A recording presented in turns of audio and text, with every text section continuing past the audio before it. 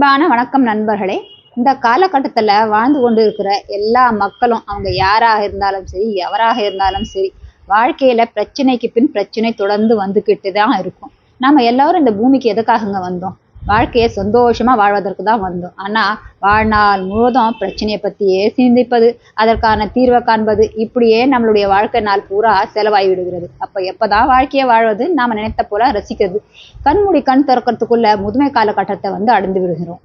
இது வாழ்க்கையை வாழறதுக்கு நேரமே இல்லாமல் வரும் முன் காப்போம் என்று சொல்வார்கள். அப்போ இந்த பிரச்சனையெல்லாம் வராமல் தடுத்து விட்ட எப்படி இருக்கும்? அதை எப்படி செய்வது என்பதை பற்றி தான் நாம இன்றைய கதையில தெரிந்து கொள்ள போகிறோம். வாங்க கதைக்குள் போகலாம். ஒரு சின்ன அழகான குக்கிராமம். அதுல ராகவன் தன் மனைவி மகனுடன் வசித்து வந்தாராம். ராகவனுடைய குடும்ப நிலையை பார்த்தோம்னா ஓரளவுக்கு தேவையான எல்லா வசதி வாய்ப்புகளும் இருந்தான். ஆனாலும் நிம்மதியான ஒரு வாழ்க்கை இல்லையா. காரணம் நித்தம் ஏதாவது ஒரு பிரச்சனை அவரை தேடி வந்துகிட்டே இருக்குமா. ஒரு நாள் அவருடைய மனைவி ராகவனை பார்த்து சொன்னாங்களாம், எனக்கு உங்களுடைய நிலைமை நல்லாவே புரியுது, கவலைப்படாதீங்க, கூடிய சீக்கிரமே நம்மளுடைய பிரச்சனையெல்லாம் தீர்ந்து வாழ்க்கை நிம்மதியா மாறும். அதுக்கு முக்கியமான காரணம் உங்களுடைய கிரக நிலை. அந்த கிரகம்லாம் சரியா போச்சுன்னா நமக்கு நல்ல நேரம் பிறக்கும். அதுக்கப்புறம் பாருங்களேன், எந்த பிரச்சனையும் நமக்கு இருக்காது. நம்ம பக்கத்து கிராமத்துல ஒரு சொற்பொழிவாளர் இருக்கிறாரு. அவர் ஒரு நல்ல ஞானின்னு கூட சொல்றாங்க. ஜோசியம் ஜாதகம் இதெல்லாம் நல்லா பார்ப்பாராம். அவரை கிட்ட போய் ஒரு முறை உங்க ஜாதகத்தை காட்டி எப்போ உங்க கிரக நிலையெல்லாம் மாறுது, நமக்கு நல்ல நேரம் பிறக்கும், நம்மளுடைய பிரச்சனைலாம் தீரும்னு கேட்டுட்டு வரலாமான்னு கேட்க, ராகவன் உடனே அதை ஒத்துக்கிட்டு 2 பேரும் சேர்ந்து போய் அந்த சொற்பொழிவாளர் இருக்கும் இடத்துக்கு அவரை போய் பார்த்தார்களாம்.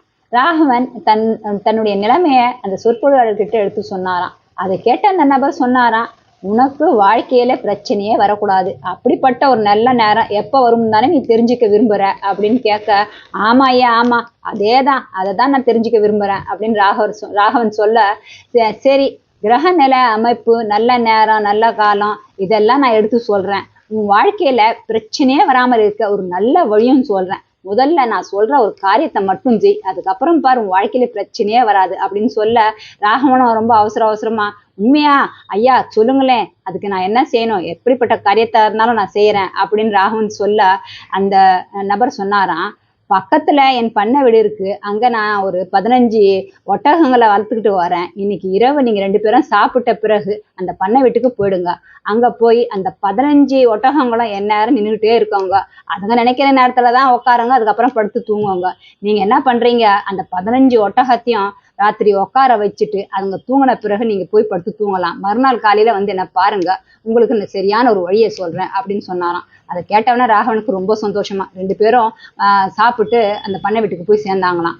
அங்க போய் பார்த்தாக்கா 2-3 ஒட்டகம் படுத்துக்கிட்டு இருந்ததான், பாக்கி எல்லாம் நின்றுட்டு இருந்ததான். ராகவனும் அவங்க மனைவியும் ஒரு கொம்பை எடுத்து ஒரு ஒட்டகத்தையும் உட்கார வைக்கிறதுக்கான முயற்சிகளை செய்தாங்களாம். எப்படியோ கஷ்டப்பட்டு ஒரு 7-8 ஒட்டகங்களே உட்கார வச்சுட்டாங்களாம். உட்கார்ந்த உடனே அதுங்களும் தூங்க ஆரம்பிச்சுதான்.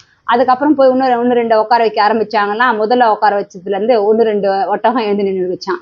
இது என்னடா இப்பதான் உட்கார வச்சோம், அதுக்குள்ள பார்த்தா திருப்பி எழுந்து நிக்குதுன்ட்டு ராகவன் மனைவி போய் எழுந்து நின்ன ஒட்டகங்களை திருப்பி உட்கார வச்சாங்களாம். அதுங்க திரும்பி ஒரு வழியா உட்காந்துதான். அதுக்கப்புறமா அந்த பக்கமா போய் நின்றுட்டு இருக்க ஒட்டகங்களை உட்கார வைக்க முயற்சி செய்தாங்களாம். அதுங்க உட்காந்தா ஒண்ணு எழுந்துக்குதான், ஒண்ணு உட்காந்தா மற்றொன்று எழுந்துக்குதான். இப்படியே அவங்க விடிய முயற்சி செஞ்சுட்டே இருந்தாங்களாம். ஆனா எல்லாம் ஒட்டு மொத்தமா உட்காந்த பாடே இல்லையா, தூங்கின பாடம் இல்லையா, ஒன்ன கடந்து ஒண்ணு எழுந்துக்குதான் உட்காருதான், இப்படியே தான் நடந்துகிட்டு இருந்துதான்.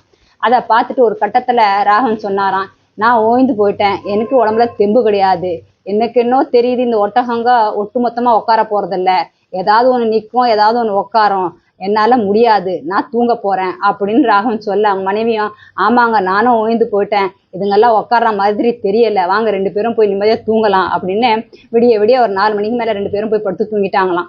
மறுநாள் காலையில அந்த சொற்பொழிவாளர் இருக்கும் இடத்துக்கு போய் அவரை சந்தித்தாங்களாம். அவர் கேட்டாராம், சரி இரவு நேரம் நீங்க அங்க போயிருப்பீங்க, நல்லா தூங்குனீங்களா, ஒட்டகம் எல்லாம் படுத்துருச்சா அப்படின்னு கேட்டாராம்.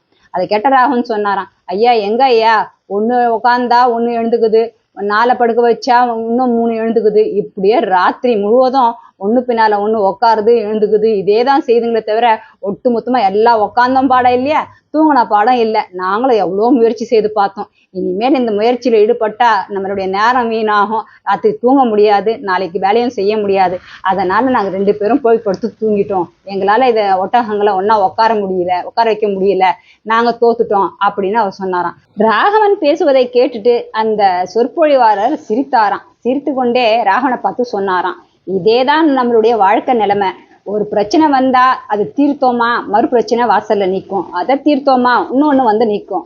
வாழ்க்கையில பிரச்சனை வருவதும் போவதுமா தான் இருக்குமே தவிர பிரச்சனையே இல்லாத வாழ்க்கை நம்ம வாழணும்னு நினைத்தா ஒரு நாளும் வாழ்க்கையை வாழவே முடியாது. நீ சொல்றது எப்படி இருக்குதுன்னா, கோடை காலத்துல அதிகமான வெயில் அடிக்கவே கூடாது, மழை காலத்துல நான் வெளியே போனா நனையவே கூடாது இப்படின்னு சொன்னா அது சாத்தியமா இல்ல நியாயமா? நம்ம வாழ்ந்து கொண்டிருக்கிற இந்த காலகட்டத்துல பிரச்சனைகள் நிச்சயமா வந்துகிட்டே தான் இருக்கும். ஆனா கடுகு போல வர பிரச்சனையை நாம மழை போல ஆக்கிடுறோம். அப்படி செய்யாம கடுகை பஞ்சா பறக்க விடுற கலையை நம்ம கற்றுக்கொள்ள வேண்டும். அன்றாட வாழ்க்கையில நம்ம செய்ய வேண்டிய காரியங்களை நித்தம் செய்து கொண்டே போகணும். பிரச்சனை வந்ததா அதுக்கான தீர்வை பார்க்கணும். பிரச்சனை தீர்ந்துதா சரி, தீரலையா கொஞ்சம் பொறுமையா இருக்கணும். ஏன்னா சில பிரச்சனை வந்த உடனே போயிடும், சில பிரச்சனை கொஞ்சம் காலதாமதமா போகும், சில பிரச்சனைக்கு தீர்வே இல்லாத மாதிரி இருக்கும். ஆனா எல்லா பிரச்சனைக்கும் தீர்வு உண்டு.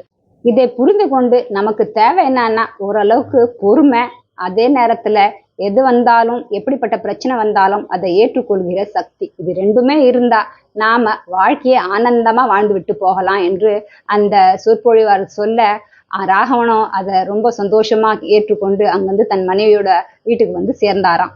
நண்பர்களே, நாம எல்லாருமே கலிகாலத்தின் உச்ச கட்டத்துல இருக்கிறோம்.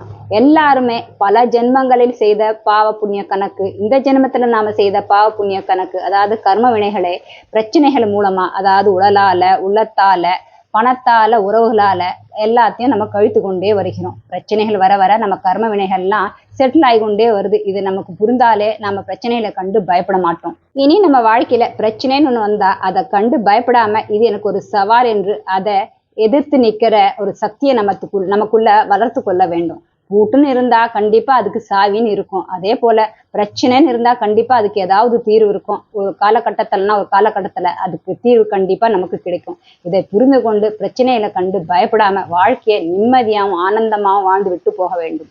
மீண்டும் இது போன்ற நல்ல பயனுள்ள கதையுடன் உங்களை சந்திக்கிறேன். பிடித்திருந்தா லைக், ஷேர் அண்ட் சப்ஸ்கிரைப் பண்ணுங்க. உங்களுடைய கருத்துக்களையும் மறக்காம சொல்லுங்க. நன்றி. ஓம் சாந்தி.